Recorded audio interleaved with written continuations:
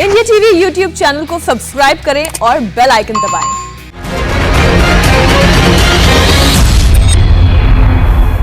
आप देख रहे हैं इंडिया टीवी, आपके साथ मैं हूं मीनाक्षी जोशी। उत्तर प्रदेश के सेमीफाइनल का दंगल आधे घंटे के बाद शुरू होगा। आधे घंटे के बाद ब्लॉक प्रमुख चुनाव के लिए वोटिंग शुरू हो जाएगी। 825 में से 339 सीटों पर निर्विरोध फैसला हो चुका है। ऐसे में आज 476 सीटों पर वोटिंग होगी। बीजेपी ने 349 में से 334 सीटें निर्विरोध जीत ली हैं। इससे पहले जिला पंचायत चुनाव में भी बीजेपी ने 75 में से 67 सीटें जीती थी। साफ है कि योगी का विजय रथ लगातार बढ़ता जा रहा है। लोकल चुनाव इस मायने में अहम है कि इससे जनता के मूड का पता चलता है। योगी की जीत की वजह से अखिलेश यादव और मायावती ने उन पर लगातार हमले तेज कर दिए हैं। ब्लॉक प्रमुख के लिए वोटिंग शुरू होने से पहले मायावती ने उत्तर प्रदेश सरकार पर बड़ा आरोप लगाया है। मायावती ने ट्वीट कर कहा है कि बीजेपी सरकार में भी कानून का राज नहीं बल्कि जंगल राज चल रहा है। पंचायत चुनाव में बड़े पैमाने पर हिंसा हुई और लखीमपुर खीरी की एक महिला के साथ बदसलूकी की गई। यह तो शर्मनाक है। हमारे तीनों मेहमान हमारे साथ जुड़े हुए हैं, भारतीय जनता पार्टी से भी, कांग्रेस से भी और साथ ही समाजवादी पार्टी से भी। जो तस्वीर सभी ने देखी, राकेश त्रिपाठी जी, अब समाजवादी पार्टी आरोप आप पर लगा रही है कि आपने गुंडा राज किया। मायावती का ट्वीट हमने दर्शकों को बता दिया कि अभी भी उत्तर प्रदेश में गुंडा राज ही है, बदला नहीं है। उत्तर प्रदेश की तस्वीर बदली नहीं है। देखिए मीनाक्षी जी, अभी आपके साथ इस पैनल में ही राजीव जी ने इस बात को कहा कि मैं तर्कपूर्ण ढंग से बात रखूंगा। बहुत सीनियर लीडर है, मैं उनका बहुत सम्मान करता हूं, लेकिन आपके साथ इस पैनल डिस्कशन में ही उन्होंने 2 बार चेतावनी देने का, धमकी देने का काम किया। पहली बार कहा कि अगर गुंडा कहिए तो कह के क्षेत्र में जाकर दिखाइए, यानी क्षेत्र में गुंडा कह देंगे और जाएंगे तो क्या असर होगा, इसकी चेतावनी होगी। और साथ ही साथ में अधिकारियों को कहा कि अधिकारी रिटायर होने के बाद हम उनको देखेंगे। ये किस प्रकार का चरित्र है, आप समझिए। जब राजीव जी जैसे सीनियर नेता, वरिष्ठ नेता टीवी चैनल पर बैठकर इस प्रकार की भाषा कह सकते हैं, तो समाजवादी पार्टी के तमाम नेताओं के फेसबुक पोस्ट चेक कर लीजिए। मैं क्या आपकी रिसर्च टीम आप जरा चेक करवा लीजिए एक बार कि समाजवादी पार्टी के नेता फेसबुक पर किस प्रकार की भड़काऊ पोस्टें लिख रहे हैं। एक बार जरा अपने रिपोर्टर से जरा रिपोर्ट्स मंगवा कर देख लीजिए कि समाजवादी पार्टी के नेता किस प्रकार से लाठी, डंडा, हथगोले और कट्टे, पिस्टल लेकर के बाहर निकल रहे हैं। लेकिन इस बात को बिल्कुल जिम्मेदारी के साथ कह रहा हूं, अराजकता फैलाने की कोशिश करेंगे तो कानून कठोरता से कार्रवाई करेगा। हर व्यक्ति का चेहरा रिकॉर्ड में है, हर व्यक्ति के चेहरे वीडियो रिकॉर्डिंग में आ रहे हैं और कठोरता से कार्रवाई भी हो रही है। उसके बाद ये पॉलिटिकल समाजवादी पार्टी के लोगों को चुनकर करके कार्रवाई हो रही है। लेकिन आपने आरोप लगा लिया, अब जवाब ले लेते। राजीव राय जी, आप जवाब दें, फिर मैं सुरेंद्र जी के पास जाऊंगी। मीनाक्षी जी, जैसी जिसकी भावना वैसी उसकी सोच। मैंने आपसे पूछा राकेश जी कि मैं माता प्रसाद पांडे गुंडे हैं, अगर आपको गुंडा बोल रहे हैं तो वहां के लोग आपका सम्मान कितना करेंगे, देख लीजिएगा। गुंडा ही मेरी नहीं है। राजीव राय के ऊपर दुनिया में किसी, मेरी बात सुन लीजिए, बात सुन लीजिए मीनाक्षी जी, इनको बात सुन लीजिए पहले पूरी, राकेश जी, फिर बोलने का मौका सबको बराबर मिलेगा। बोले मीनाक्षी जी, मैं अपनी बात बोल रहा हूँ। दुनिया के किसी थाने में राजीव राय के ऊपर आज तक शिकायत देता है, FIR बहुत बड़ी बात होती है। मैंने माननीय योगी जी के ऊपर मुकदमों को याद दिला दिया पत्रकार बंधुओं के सामने, तो उन्होंने जिंदगी में मेरा पहला FIR मेरे ऊपर कर दिया। 2 बातें मैंने कही कि माता प्रसाद पांडे वयोवृद्ध हैं, विधानसभा अध्यक्ष रह चुके हैं। राकेश त्रिपाठी को शायद बुरा लगेगा, शायद ब्राह्मण भी हैं, इनके बुजुर्ग भी हैं और वो सब कुछ से ऊपर है। उनके साथ दुराचार जो हुआ, धक्का मुक्की हुआ, उनकी पत्नी को भरने नहीं दिया गया। दूसरी बात मैंने कहा कि कार्यकर्ताओं के ऊपर फर्जी मुकदमे हो रहे हैं, नाम गिनाया। कार्यकर्ताओं पर फर्जी मुकदमे करने वाले अधिकारी ये माने कि कानून सबका एक होता है। आज फर्जी मुकदमे कर रहे हैं, मैं सारे गरीब कार्यकर्ताओं का मुकदमा लड़ूंगा, दोहरा रहा हूं। और जितने फर्जी मुकदमे, फिर दोहरा रहा हूं राकेश त्रिपाठी जी, आप इसको धमकी समझेंगे तो आपकी सोच पर है। जितने फर्जी मुकदमे, जितने प्रताड़ना करने वाले होंगे, फर्जी मुकदमे अंडरलाइन कर लीजिए।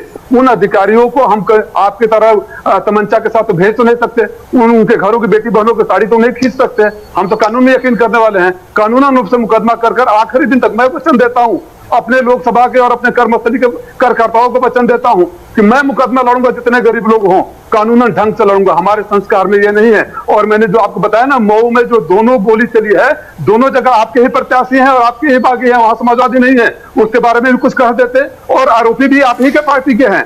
आपके पास जब जवाब नहीं होता ना तो गोल गोल घुमाने वाला बात मेरे साथ मत करिएगा, औरों के साथ। सुरेंद्र जी भी हमारे साथ जुड़े हुए हैं। आपने देखिए राकेश त्रिपाठी जी, राजीव राय जी, ये आरोप प्रत्यारोप का दौर तो चलता रहेगा, लेकिन मौका सबको चर्चा में शामिल रहने का मिलना चाहिए। सुरेंद्र जी, मैं आपसे ये जानना चाहती हूँ, ये लड़ाई हो चाहे हम ब्लॉक की बात करें या फिर हम पंचायत के अध्यक्ष की बात करें, हर लड़ाई उत्तर प्रदेश में क्यों केवल बीजेपी और समाजवादी पार्टी की बनकर रह गई है? कांग्रेस पिक्चर में क्यों नहीं दिखाई देती, जबकि ये वही कांग्रेस है जो उत्तर प्रदेश की सिरमौर रही थी, उत्तर प्रदेश में लगातार जीत दर्ज करने वाली पार्टी। ब्राह्मणों में आपका दबदबा था, राजपूतों में आपका दबदबा था, आपका दबदबा दलित वर्ग में था, कहां गई कांग्रेस?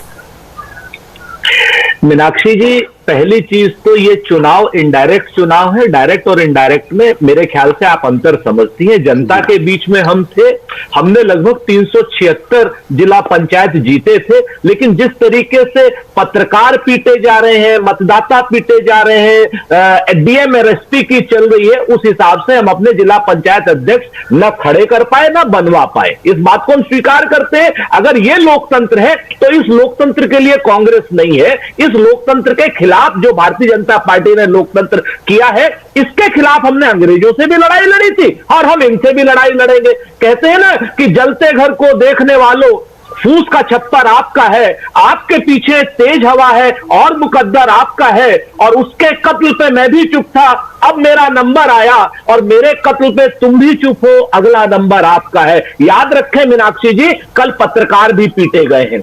कन्नौज में एबीपी के पत्रकार को बुरी तरीके से भारतीय जनता पार्टी के गुंडों ने और आतंकियों ने पीटा है। मैनपुरी में आज तक के पत्रकार को भारतीय जनता पार्टी के गुंडों ने और आतंकियों ने पीटा है। वयोवृष्ठ ब्राह्मण नेता आदरणीय माता प्रसाद पांडे जी को भारतीय जनता पार्टी के जी, मैं तो आपसे फिर यही कहूंगी कि चाहे चुनाव डायरेक्ट हो या इनडायरेक्ट हो, लेकिन आखिर में तस्वीर तो जीतने वाले की और हारने वाले की लगती है। तो जीतकर अगर वाकई में गुंडा राज है तो इस गुंडा से मुक्ति दिला दीजिए, जीत कर आइए, जीत कर व्यवस्था को परिवर्तन लेकर आइए। अच्छा, एक और बहुत महत्वपूर्ण मुद्दा है जिसमें मुझे आप तीनों की राय चाहिए, और यह है उत्तर प्रदेश में ब्लॉक प्रमुख के चुनाव पर तनाव है, तो वहीं 2022 के चुनाव में योगी सरकार की नई जनसंख्या नीति भी बड़ा मुद्दा बन सकती है।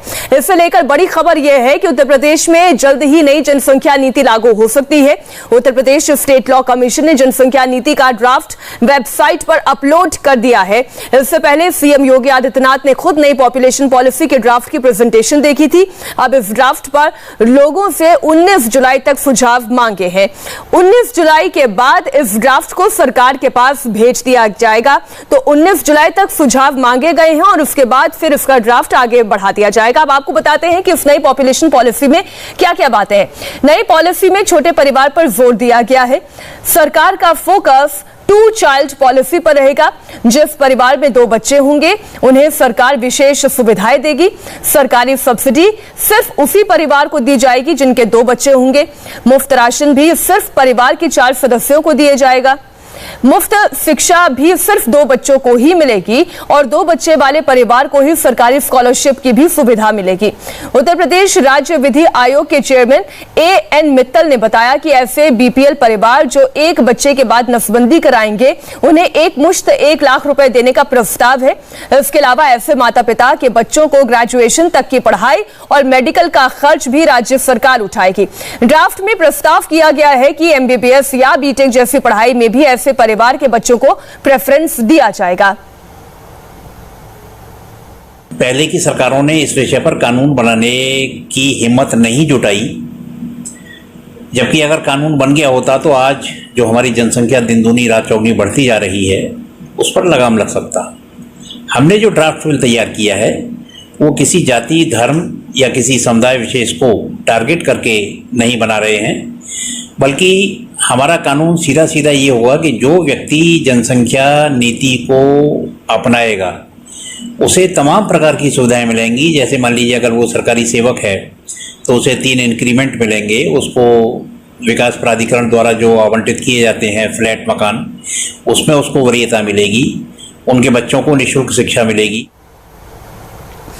तो ये जो नई जनसंख्या नीति है उसकी कुछ बारीक पॉइंट्स मैंने आपके सामने रख दिए हैं। और राजीव राय जी, पहले भारतीय जनता पार्टी से पहले आप ही की सरकार थी उत्तर प्रदेश में, तो आप ये बताएं कि क्या ये नीति आपको ठीक लगती है? मीनाक्षी जी, वो माननीय जो बोल रहे थे उनको सुन रहा था। पहले की सरकारों ने नहीं किया, नीति आयोग आरोप दे रहे थे। शायद पहले की सरकारों ने कर दिया होता तो योगी आदित्यनाथ न मुख्यमंत्री होते, न गुंडा राज चल रहा होता।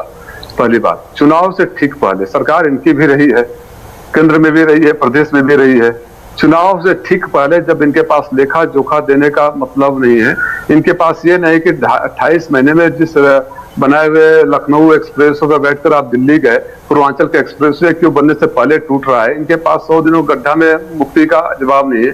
नौजवानों का रोजगार, चाहे शिक्षक हो, बीईडी हो, ग्राम सेवक हो, ग्राम विकास अधिकारी हो, दरोगा भर्ती हो, पैसे लेकर लटकाए, उसके पास जवाब नहीं। जवाब तो देना पड़ेगा, तो सिगुफा छोड़ना चाहिए। आपको भी पता है अक्टूबर नवंबर तक आचार संहिता लागू हो जाएगा, कहीं ना कहीं लटक जाएगा। ये ध्यान भटकाने की जो इनकी कोशिश है ना, कोई भी कानून जो देखिए, नीति को लेकर आपने नहीं बताया कि अच्छी है या इसमें ये त्रुटि है, आपने सीधा सीधा बोल दिया कि ये ध्यान भटकाने की नीति है। बोल रहा हूँ एक लाइन में बोल दे रहा हूँ।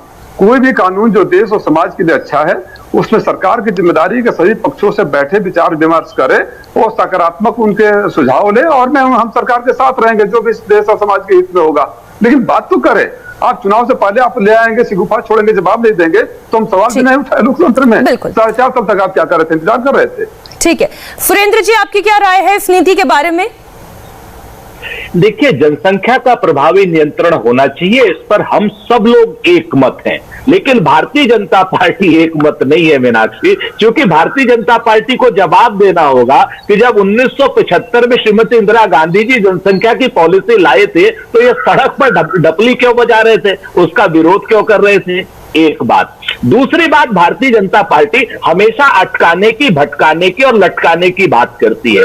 जब तक आप इसको व्यापक विमर्श कीजिए, वेबसाइट पे लोड किया, स्वागत है। आप इसको विधानसभा में रखिए, आप इसको लोकसभा में रखिए, एक राष्ट्रीय जनसंख्या नीति लाइए, सब स्वागत करेंगे। लेकिन अगर आप सिर्फ इसको चुनावी लाभ या हानि के लिए लाएंगे तो निश्चित तौर पर राजनीतिक विरोध होगा। हमारा तो कहना है कि सब लोगों से बात करके अच्छी नीति आनी चाहिए, यानी राष्ट्रीय स्तर पर आनी चाहिए। राकेश जी, अब राष्ट्रीय स्तर पर अगर जनसंख्या नियंत्रण की नीति आएगी तब तो बात बनेगी, केवल उत्तर प्रदेश में लाने से काम नहीं चलेगा, ये आपके विरोधियों का कहना है।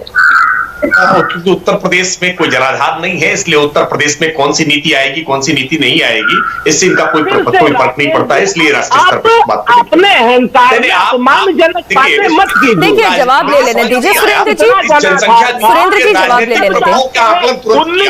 इसके सामाजिक प्रभाव क्या है, ये महत्वपूर्ण है, क्योंकि प्राकृतिक संसाधन सीमित है और बढ़ती हुई जनसंख्या किस तरह से हमारे लिए कष्टकारी हो रही है, हमने भी कोरोना के काल में भी देखा है।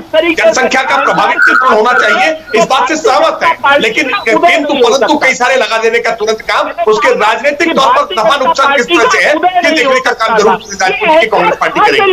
लेकिन हम राजनीतिक नफा नुकसान से परे समाज पर व्यापक असर इसका क्या होगा, आम जनमानस पर इसका व्यापक असर क्या होगा, इन बातों को ध्यान में रखते हुए लोगों की ये निर्णय हम जनता पर ही छोड़ देते हैं। आप तीनों दलों को उन्होंने सुन लिया होगा और जनता ही ये तय कर लेगी कि उसकी मंशा क्या है, उसे किसकी राय ज्यादा बेहतर लगती है। बहुत बहुत धन्यवाद सुरेंद्र जी, राजीव जी और राकेश त्रिपाठी जी हमारे साथ जुड़ने के लिए, इस चर्चा में शामिल होने के लिए।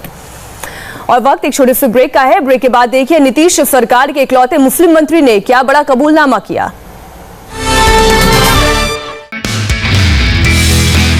नमस्ते, मैं हूं मीनाक्षी जोशी। वीडियो और खबरों से अपडेट रहने के लिए India TV YouTube channel subscribe करें, बेल आइकन दबाना ना भूलें। जुड़े रहें इंडिया टीवी के साथ।